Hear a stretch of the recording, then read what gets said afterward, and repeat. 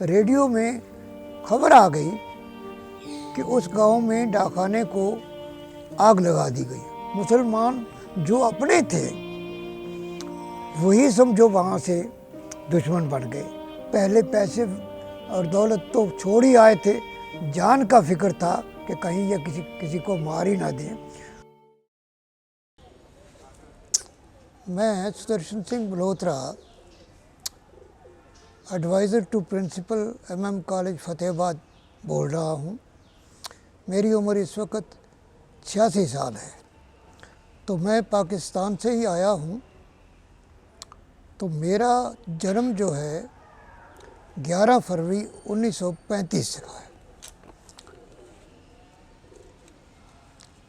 गांव खानपुर, तहसील मैलसी, ज़िला मुल्तान में मेरी पैदाइश हुई।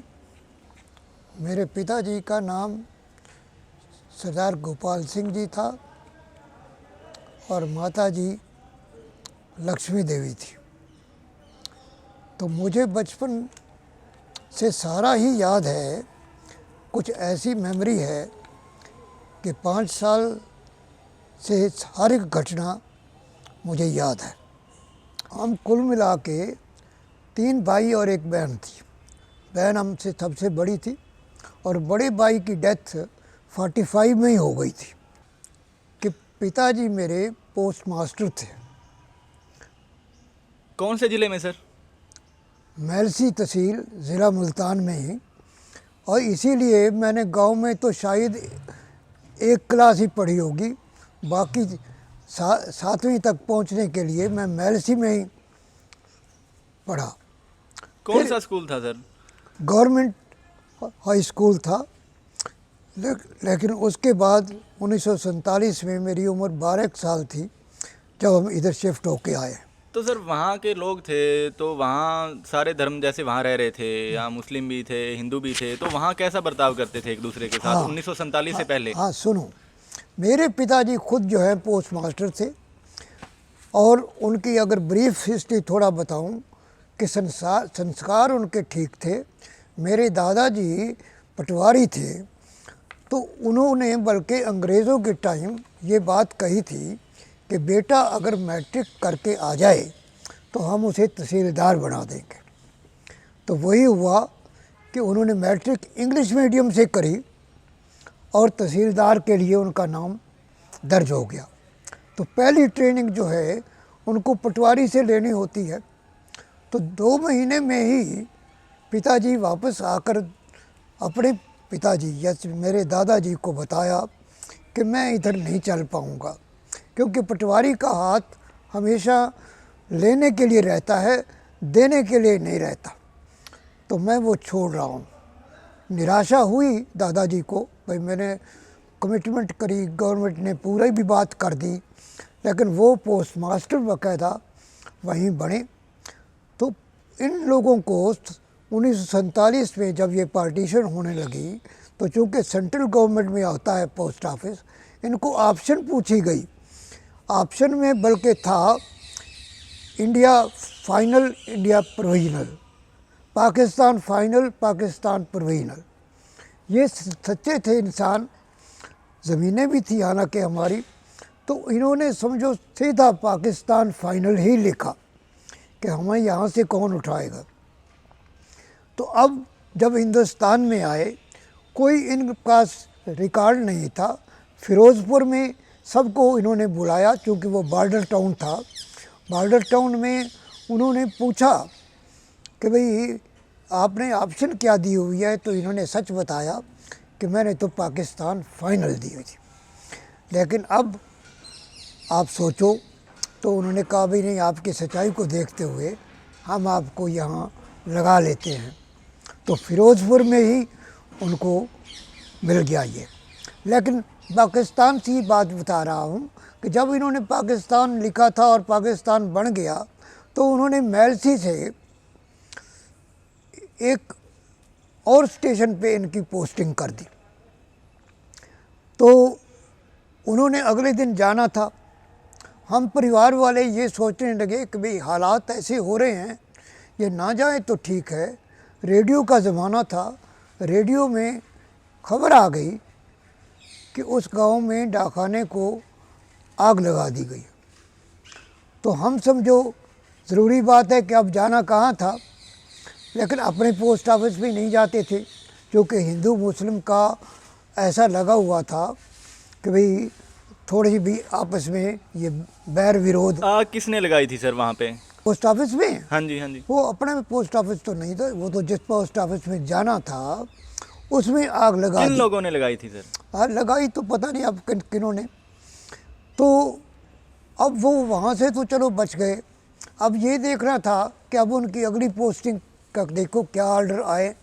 तो मैं डाक खाने में खुद गया पोस्ट ऑफिस में, तो रास्ते में मोहम्मडन एरिया पड़ता था। तो चूँकि बच्चा था मैं, तो लोग इकट्ठे हुए थे, मैं भी वहाँ चला गया। थे वो सारे मुसलमान, कुछ लोग हुक्का भी पी रहे थे। तो एक ने मेरा बाजू पकड़ा और कहने लगे भी आज जो गाड़ी आई है उसमें सारे कटे हुए हैं लोग, तो क्यों ना हम भी अब हिंदू सिख जो हैं इनको काट के भेजें। तो ये बातें कर ही रहे थे। तो मैं अभी पोस्ट ऑफिस अभी 10-15 मिनट लगने थे जाने के, तो उसकी बजाय उन्होंने जब हुक्का कश लगाने के लिए छोड़ा तो मैं वहाँ से भागा। तो मतलब आप अपनी जान बचाने के लिए ऐसा किया, वरना विरोध वहाँ पूरा हो चुका था। फिर क्या हुआ कि फिर ये हुआ कि मिलिट्री सारी जो है वो भी मोहम्मडन से आ गई। रेलवे में गाड़ी में जाना पड़ता था रिफ्यूजी बनकर। तो वहाँ हमारी गाड़ी में स्टेशन पे ही पहुँचते ही, क्योंकि एक तो पैदल जाना पड़ा, जो कुछ हमारे हाथ में ले सकते थे वही सिर्फ लिया। कौन कौन आए थे सर आपके साथ? कौन कौन थे आपके साथ उस टाइम? उस वक्त हमारी फैमिली में पिताजी, माताजी और मैं और मेरी बहन ये थे, क्योंकि जो दूसरा भाई मेरा था वो कुदरती पहाड़ों में इधर इंडिया ही आ चुका था सैर व तफरी में। तो अब वो हम बैठ गए गाड़ी में, तो गाड़ी एक सुनसान जगह पे बल्कि रोक ली और जितने सिख थे उनको नीचे उतार लिया। तो मैं तो बच्चा था, लेकिन जिनको उतारा उनको परेशान करने वाली बात थी, और उनको थोड़ा ये था कि पता नहीं इनका इरादा क्या है, चूँकि मिलिट्री भी साथ में मुसलमानों की है, गाड़ी चलाने वाले भी वही हैं। तो जब तक हम बॉर्डर में नहीं पहुँचे, हाँ, फिरोजपुर के साथ अटारी बॉर्डर आता है, तो तब तक चैन नहीं आया। चूँकि पहले पैसे और दौलत तो छोड़ ही आए थे, जान का फिक्र था कि कहीं ये किसी को मार ही ना दें। तो उधर अटारी पहुंचते ही जब हिंदुस्तान जिंदाबाद का नारा लगा ना, तो हम सब जब प्लेटफार्म पे आए तो उसमें समझो फिर हमें आशा हुई कि अब हम बच गए हैं, और फिर हमें यहाँ कुरुक्षेत्र कैंप में ले जाया गया। तो पाकिस्तान की घटनाएं सिर्फ यही है कि उन लोगों को वैसे देखो बहुत प्यार से रहते थे, लेकिन ये कहानी ऐसी हो गई, आग जैसे भड़कने वाली बात है। अब वो तो कहते हैं भाई हिंदुस्तान वालों ने शुरू किया, और ये कहते हैं कि नहीं वहाँ से काम शुरू हुआ। किस्सा मुख्तसर कि भाई मुसलमान जो अपने थे वही समझो वहाँ से दुश्मन बन गए, लेकिन हमारा इलाके के मुसलमान कुछ अच्छे थे जो बल्कि स्टेशन तक भी छोड़ने आए थे, बड़ा वहाँ से महफूज भेजा। अब रास्ते की बात और है कि वहाँ तकलीफ़ हमें लगी कुछ। वहाँ की कोई मुस्लिम फैमिली जिसके साथ आपके अच्छे रिलेशन रहे हों, या उन्होंने वहाँ से आते टाइम आपकी हाँ, हेल्प की हो, तो उनका कोई नाम पता? तो हमारे इलाके में जहाँ खानपुर और मैलसी के दरमियान एक इलाका फद्दा था, फद्दा। तो फद्दा में खिच्ची थे, खिच्ची जात के खिच्ची थे मुसलमान, वो बहुत अच्छे थे। तो उन्होंने समझो वहाँ भी लोगों को मदद की, गाड़ी तक पहुँचाया। और अब तक भी यही रहा कि हमारे जैसे बत्रा परिवार है, ये उस गांव से, खानपुर से ही आए हैं, तो इनके साथ अभी तक भी प्रीत बनी हुई है। और वो खिच्ची लोग अब भी यहाँ आते हैं, या हमारे लोग भी वहाँ पाकिस्तान बत्रा परिवार के हो के आए हैं। तो ऐसा चल रहा है जहाँ तक पर्सनल रिलेशन की बात है। लेकिन जहाँ तक जो ये कि दुश्मनी हो जाना, वो बात बिल्कुल सही थी। स्कूल में भी हालांकि हम पढ़ते थे तो स्कूल टीचर्स में भी फ़र्क आ गया था, अच्छी तरह स्वभाव उनका नहीं था। हालांकि मैं बहुत इंटेलिजेंट और टॉपर में था, लेकिन मुझे लगता था कि हमारे मास्टर फ़तेह शाह थे और मौलवी सालिम मोहम्मद, नाम लिख लो, ये दो भी हमारे से थोड़ा फ़र्क रखने लग गए थे। तो सरकार ने क्या सहायता की सर आपकी वहाँ से जब आए और हाँ, यहाँ पहुँचे, या सरकार रास्ते ने में? यहाँ शरणार्थी या रिफ्यूजी जिसे कहते हैं, इनके लिए कुरुक्षेत्र में बड़ा भारी इंतज़ाम किया। कैंप लगे, उनमें खाना भी बल्कि मिलता था और रहने के लिए चाहे टेंट्स भी थे, उनमें अच्छी सफाई थी। फिर धीरे धीरे लोग अपनी जगह बनाने लग गए। जैसे हम लोग पानीपत शिफ्ट हो गए अपने अपने तरीके से, क्योंकि कैंप का काम तो उतना ही था कि आते किसी को सहायता मिले, और वो उनको सहायता उन्होंने दे दी।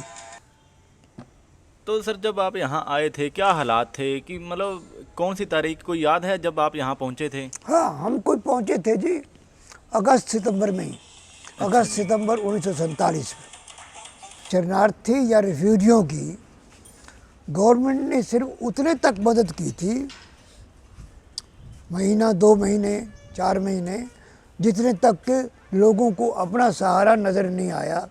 तो वहाँ उन्होंने राशन सब कुछ दिया, फिर अपनी अपनी जगह लोग चले गए। अलाटमेंट्स उसके बाद हुई, और फिर हम मुल्तान ज़िले वालों को ज़िला हिसार ही सौंपा गया।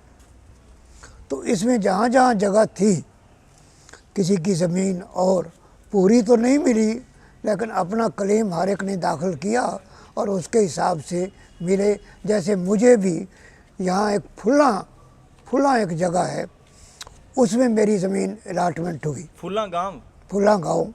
और आपने वहाँ देखा क्या, मतलब लोगों का क्या हुआ जब वहाँ से भाग रहे थे? कुछ उनके साथ मारकाट हुई या कुछ, मतलब लड़कियों का क्या हुआ जो वहाँ से हमारी गाड़ी में तो नहीं हुआ, अच्छा। हाँ, हमारी जवान तो जान बच गई सब। लेकिन वैसे इन्होंने मिलिट्री और वो मुसलमान होते हुए ना, इन्होंने ऐसे काम लूट पाट के तो किए ही हैं। उनके पास जो था वो सब खींच लेना है। और ऐसा है कि जैसे मैं कह रहा हूँ कि ये कहते थे कि बंदे भाई हमारे उनको मार के भेजा है, तो उन लोगों ने भी ऐसा किया बदले में। यहाँ पे जो जब आप यहाँ पे पहुँच गए थे तब यहाँ पे भी तो मुसलमान होंगे, या जब वो वापसी जा रहे वो थे? सब जा चुके थे। अच्छा। जहाँ जब हम आए तो उनका भी तबादला हो चुका था, इसीलिए उन वाली प्रॉपर्टी जो है वो हमें अलाट होने लग गई। तो फिर जो वहाँ लोग रह गए थे अपने, जो हिंदू थे वहाँ पाकिस्तान में रह गए थे उस टाइम 1947 में, उनका क्या हुआ?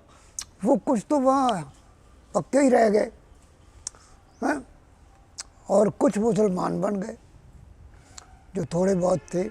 लेकिन अक्सर लोग आ ही गए थे वापस, ठीक है। लेकिन बुरी हालत में, कोई अच्छी हालत में नहीं, क्योंकि वहाँ तो लेके सामान कुछ आ नहीं सके साथ। तो यहाँ आकर उनको नए सिरे से आबाद होना पड़ा। ठीक है। ठीक है सर, थैंक यू।